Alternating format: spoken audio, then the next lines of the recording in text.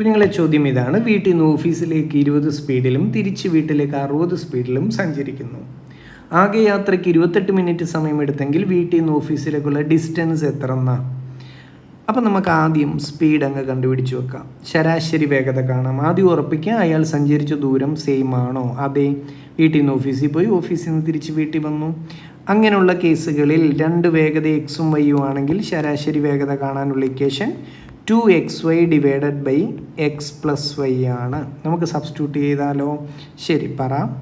2 into രണ്ട് വേഗതകൾ 20ഉം 60ഉമാണ്. 20 ഗുണം 60 divided by താഴെ എന്താ കൂട്ടി എഴുതുക. 20ഉം 60ഉം കൂടെ കൂട്ടിയാൽ എത്രയാ? 80 ആണ്. ഓക്കെ ആണോ? ക്യാൻസലേഷൻ ഒന്ന് പറഞ്ഞേ.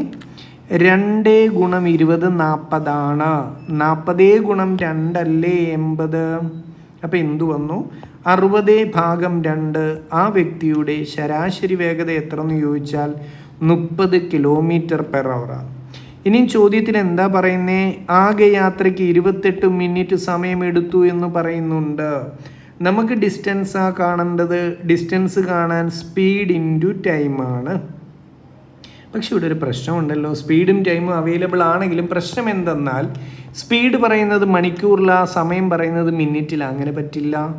അപ്പോൾ സമയത്തിനെ കൂടി മണിക്കൂർ ആക്കേണ്ടതുണ്ട്. 60 മിനിറ്റ് ചേരുന്നത് 1 മണിക്കൂർ.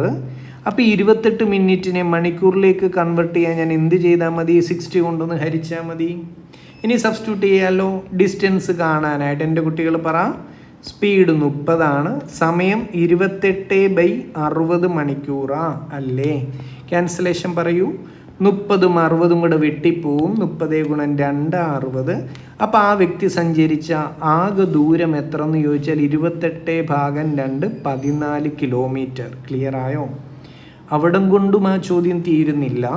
ആ കിട്ടിയ 14 കിലോമീറ്റർ എന്ത് എന്ന് ചോദിച്ചാൽ വീട്ടിൽ നിന്ന് അയാൾ ഓഫീസിൽ പോയി, ഓഫീസിൽ നിന്ന് തിരിച്ച് വീട്ടിൽ വന്നു. അങ്ങനെ അങ്ങോട്ടും ഇങ്ങോട്ടും കൂടെ ട്രാവൽ ചെയ്ത ആകെ ദൂരം ആ 14 കിലോമീറ്റർ. നമുക്ക് കണ്ടുപിടിക്കേണ്ടത് വൺ സൈഡ് ഡിസ്റ്റൻസാ. വീട്ടിൽ നിന്ന് ഓഫീസിലേക്കുള്ള ദൂരം മാത്രമേ ചോദിച്ചിട്ടുള്ളൂ. 14/2.